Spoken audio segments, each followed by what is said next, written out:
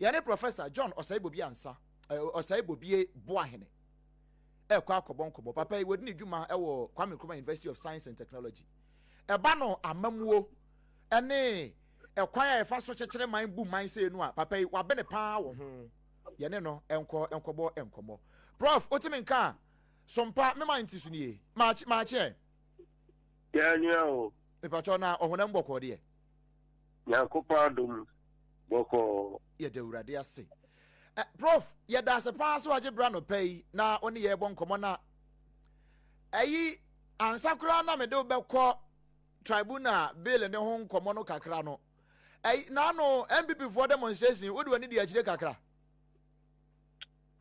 ye kakra sɛ aja dia modi kire ye ne ye ye ukumase tinia yen santrefo fa bra mo na mo nya bi hweye no ai papa ho menyi wadwe nkyerɛ te wansa na ne yakoya sempo kese no so sɛ yen democracy na agya mo na musua ho ade kyerɛkyerɛ yen ho ade ma ye hu amamuo no kwan e fa so de democracy no kabima menka bi ne bu man no yesi it is under serious attack sabre emprempren yen democracy na mpa say it's under attack. Yo, mame fa kwanya mo mabaso say mode no mababo ntimi etie bie ni akire adwene na menchia atie fo so mso yi breto etie yesu adwen kire Omagana enkoso na nyamisha entra so da ninia demonstration omoye no a clear demonstration of the fact that democracy in Ghana economy. The democracy economy say nipenya akwenya eche najene. Enya akwenya eda najene ejie. Na eno na enipa no na nsen no makaka aka ACCC no. Ase safa hudie no eye echia. Eche say the emani pano enya awode eka sa asem ni gira so ye demonstration ni nyina ne se emre kakra bi e sha ase no ye de bailing system bi baya idin si Ghana ba ko se muda na akoye se kwa bia so o se etimi ka enipa ehye je de fa ahudie efiri ni nsem eno eye bebre ayen brichiawam ana eto aso bebre na ento aso nu na no na nipa no dodo na efa saade we no me de compare na anu ya bese afia chi ana ekọ afele fa na ni ntiedu achi na enipa timi eye ni awope abanko ye wo so enkrofo timi kansam akese one court, obi jira court one fie bebre ofiri ni fie na ekọ yes ofiri detention and ekọ na preko pe emranu timi sini trase wa bra yenye serious legal review bia na emakwa ma nipa bo hu say democracy no threatened eno na nche ye hwe emre bi atwamu ya PNDC for eba soja ban ba ye de me ka PNDC assembly say enu ni soja ban ya etra so cheye enu ti na tambia reference no ko no ye nya other regimes NLC NRC Supreme Military Council ni ade but when we extra ko so cheye enu ti na most of the time references no eta ko PNDC no na PNDC no so ene namuma NDC abai ebaye in a sense most of the leaders are no more PNDC no ebe ye NDC mu empaying for ankanka the founding father of the party ayura JJ Rollins o manpayi dada enu na references no tell bi anti say abaya owo saaba kwasam no ewo na chi sha asia ye nuoma bi sei a edi ehu ebre oman no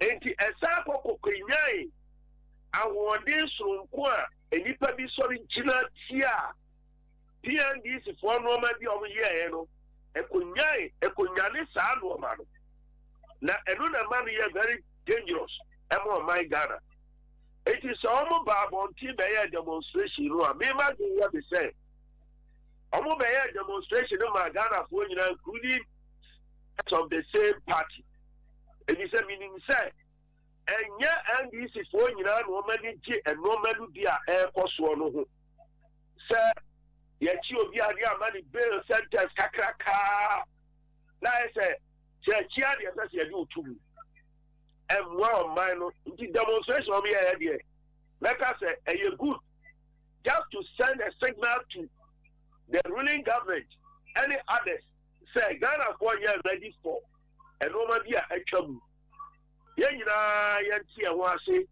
PNDC by ɔkɔ NDC political party by ɔkɔɛ MPP by NDC san by ɔkɔɛ MPP by ɛna NDC aba saa na nkiyɛm role no other smaller parties no bi so etimi pagya fom so anya akwanya aba na nkiyɛ yɛ ne kakra sɛdeɛ America ne breaking fo ayɛ a obi ntwituo ana obi kɔfa aba.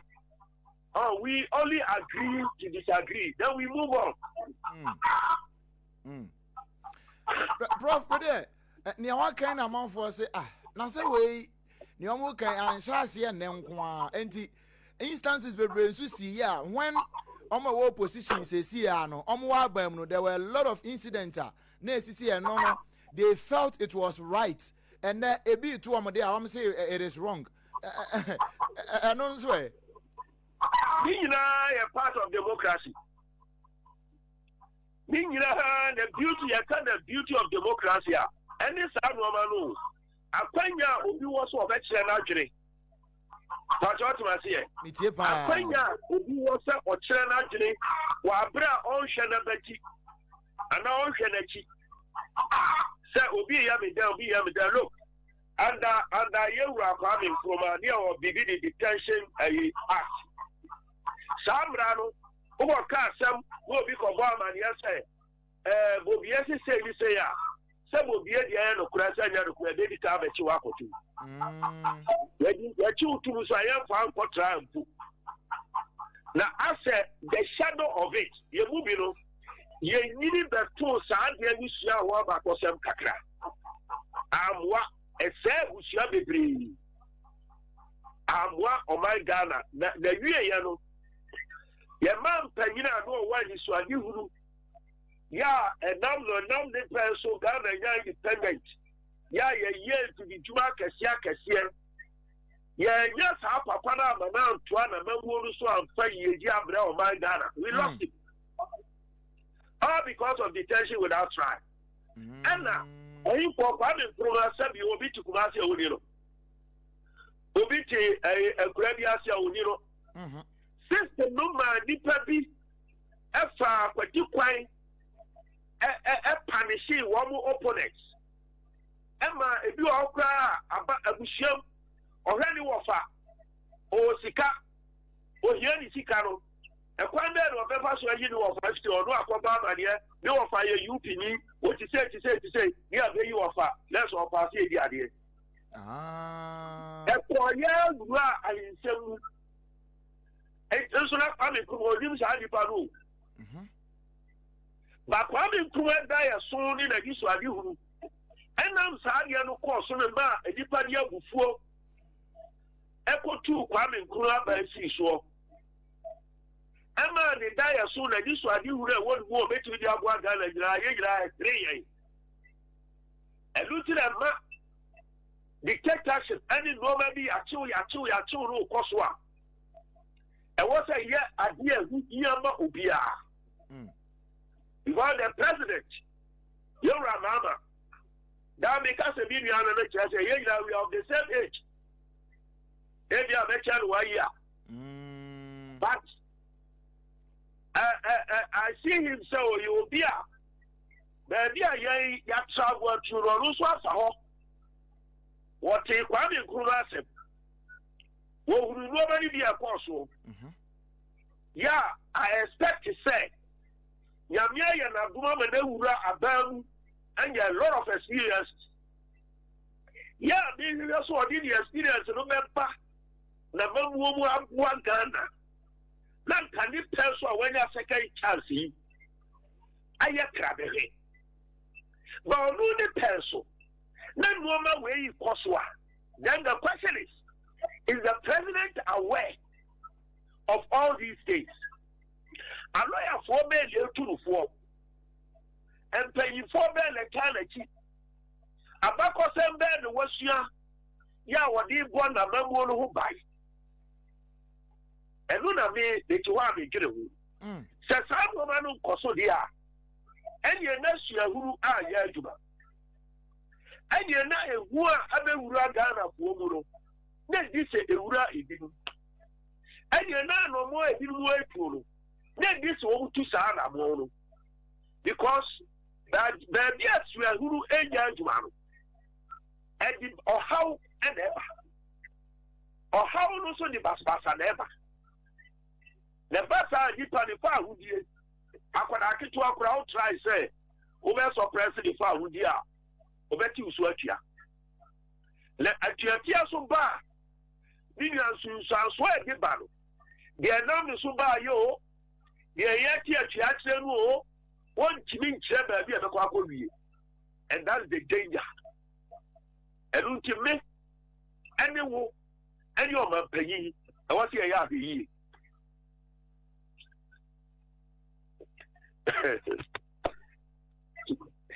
na prof when you now no you say akwada no mo nko sume na so wakọ pinto atwa no yenye den ye demonstration ni nyina awie a eno ano no ya wie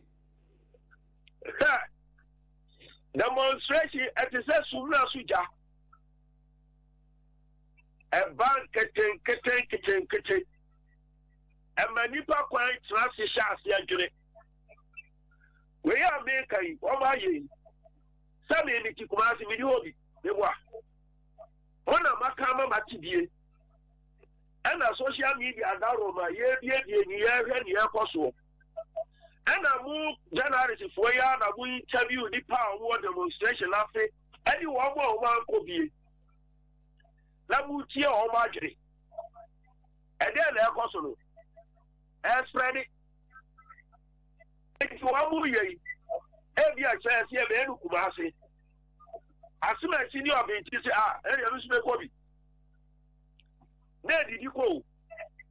And that is a danger. If we are politicians now take key populist action for granted that you will laugh at the wrong side of your mouth. Yeah?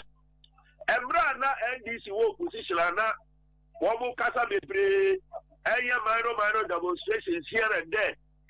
Now, man, the year or two so crowd or can MPP pay you for the take things for granted. And then what are they? They are in opposition. Sabrano, now I see a good Kajaya Papa. One now in Crasia. NDC branch of the British Crasia, one we are campaign. Now MPP for acting crime. And the capitals. And ye are hearing. By the time we may have enough for me, you have for Nico Crobiso. Omoka tell me, say, you have a party, you can have a G-Dance and our true rules. So they say, wow, aha, was it I? The Nimia Manda for Pa and UCDB didn't come up. Was it Prof? No, no, walk out some actually, no use what can you actually. And I say, oh, people have you watch and I want you. A question graphic a crowd. A question campaign a crowd. Wow.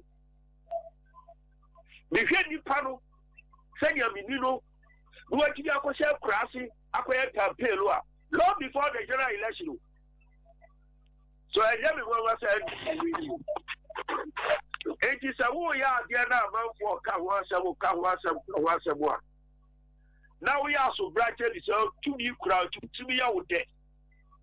And nobody will be at that time will pay. That time will be a pay. And nobody will be a Sandapa. Yeah, but wait till I see will be a choir. And Marina on this, you are 2 years.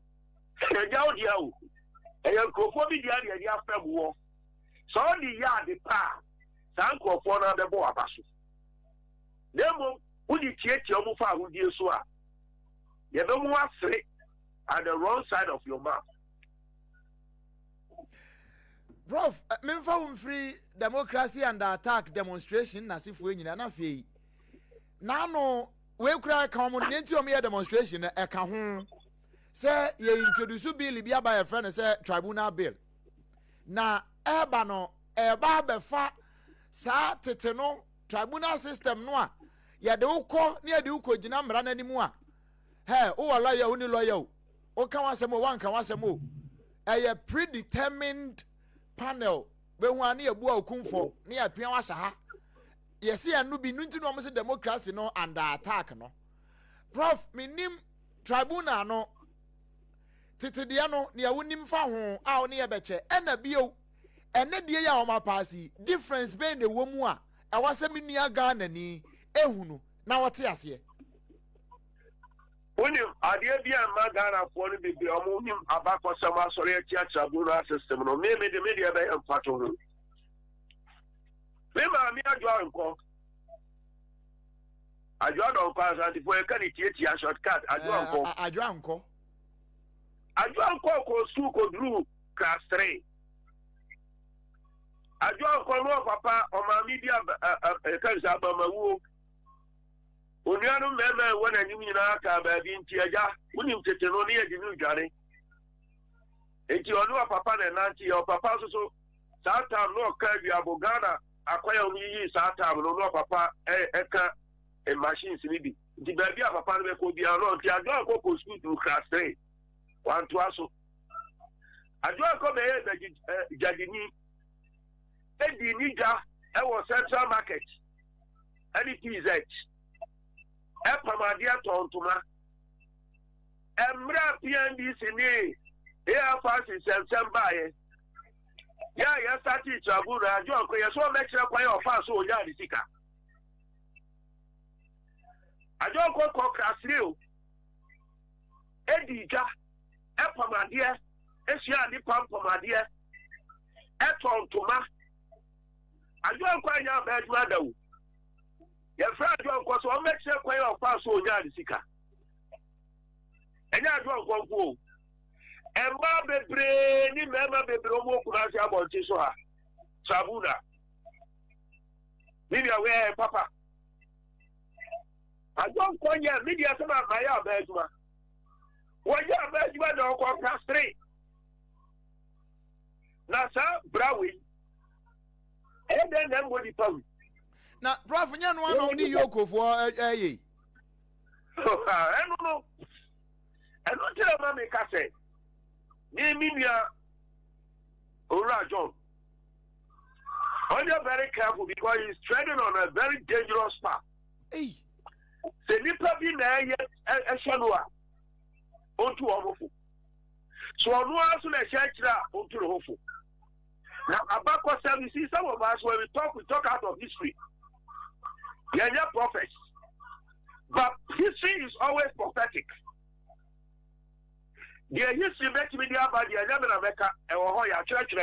And if you are to make a culture while they say, go back and read the history and learn a lesson. Now, one compare back what several share the idea of I can only tell you, say, history might repeat itself in your life. And look, you have put to a video with him and they say, tribunal system and the legal system, the other way, body. But tribunal now back what seven years, Papa. Every moment, I preceded the pastor of this bill, also, yeah, Papa. And you who, and they ready, in the midst of introduction of these things, you know, and now the tribunal system one. A deal for 4 young baby a child who introduce you. Now we are the pay. Who just said, dear, and everybody pay. And the agenda everybody tell you. Yeah. But the idea anyone son I didn't know about. A casa bonus. And then the money is dangerous.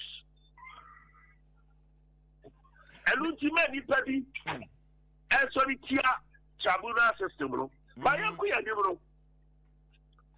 media, who is a general opinion, like I said, Tribunal system is absolutely unnecessary now. Wrong. Because, it's totally unnecessary. Tia, you want the legal system, of course. Your course, Papa Mabiba, and Sophia Kufu. And then district PI your court. Every district your court. And the situation now all those days are. Let you see in Sunlight Court, High Court, Wokubasiano, and come. And that district PI, district difference, I got a court down the crime. And one of those places. So I say, the pressure on the judicial system, Serbia judges when they are increasing numbers, then they are increasing number of judges in our courts, and look at you are employing more people, and then law school, and there are so many people who come out of graduate every year as lawyers. Unlike the past, there were limited number of people who are lawyers. And then so where's the challenge? Where's the gap? Which gap are you trying to fill? Now we are tribunal system, no panel review at the Adero Cranoa. Question mark and us. And now we acquire judgment to be equal pursue of later. It is not to be desired. And you see, sir, Ajimpa and Odiba. I would say that the timing is wrong. My attention no conform. And so now decide otherwise the implication only said you are going to empower only woman crophobia that to one over the harassment crophobia. And only near 1 month for Trimono. And that is a recipe for violence in this country. Because yes, who Pamo who are we are the Bema. When I make the Ghana of yesterday. Yeah, Obi Tiamu and Obi Akana want to welcome. Some people seem to be living in the past. They are living behind their history. And I'm telling them to go back to history and learn. If even then, those days, man couldn't be silenced. Not now. The person of breaking the culture of silence. What about you? What about or the Nanoni pen? Aye. Professor Edu Boahen. Professor just spoke one night at the forum, and that was the end. And that was the end. So you have working and it never went. People must learn from history. I'm not a historian, but I've lived through history. I can only caution. Sir, your person, media, Medania, the person who NDC near, MPP near, CPP near, PNC near, all the parties, they all can't say, man, to Ghana for us. We are 12. We all enjoy our lives. NDC by Anami Waha, MPP by Anami Waha, NDC come by, I have my peace, nice and secure. MPP by, I have my peace and secure. We also have the peace secure. And then the way I did Robert Robert. Let's go forward. Ghana, you have to change it. You have to say the ordinary people so bad judicial system. Already, you want the traditional institutions or whatever. Yeah, we for this. Now we are in the same. We need to be. And I'm in the quiet here. Because we are Chiami, the two sons. Your friend, you party, and I are quiet here. You're too yellow. We'll be under a dance of 4 by if was okay, won't quite assassin. You're quite a shiano. You're by you're be a bed. Anna, and no night, you. And the Sanwa court system here, about a big one, this assembly, I say. Alternative dispute system. It is also there. When you now know the Bobie Boahen and you are the assassin. Now, maybe assassin, you are paying what come every day. The assassin, the Yam or Baby, say, only no buy it. Now, say, follow media video and around about say, media paying money to Ania 80 or percent or compasso. Miss Adia Casamani, you and I'm so strong. Who compasso last as not down so come up. Let me be income group now also. And yet, let you are here. So, Quayano. Now, well, assassin beast. Assassin of Ram, send or Badia. Yet you are man so young and no buy it. What will you have to get up for canoe by it? Obano so, media paying a gas as a man will put in a meeting again. And some of my man, yes. God in the pop. Alternative dispute court. Again, friend me. You have a coffee, you papa, after the coffee, and you know by bed, or my son, or blah, blah, blah, blah. Yes, all can you, Mr. Mati, as after the demand of quack. So we didn't carry papa one. So be a concern after the woman. The one just yet. But system, no one for system, no. And my pattern. The pattern, we are some assassin, but the American consider said, your work system said, what that? I was saying your strength, low, and yes, and what? And then, yes, I go back, idea. Oh, now, back was some your papa. Emma says, such a bulla crowd, party judgment. Let a papa cry. In the party, the bull. And your papa. And my hardly, and I'll be appointed directly will be a because we Chief Justice be appointed be. And now, Edu Baby Crown on President and Castle Crown son a appointment in be. Exactly. My heading now. That's why. And that's why democracy. But you see the danger about Kunie. And now said to me, enter one cow forever. The same Mranua, ya papa do da kwa akufo do de ba ya de wood to me no. Aye.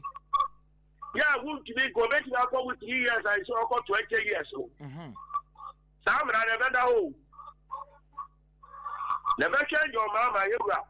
Ono so be ko position. Only the ministers no. Who you of one sir. No ahwe ode. No ahwe ode. Now wait. Prof. The European African country can be bullying. President here, no, may vice outside the party, we got power of the chief president. Because in our own political system, we are internal wranglings. And one may of course, you know this in India and India. It is a while you know questioning now yet. Let my son be brave. Okay.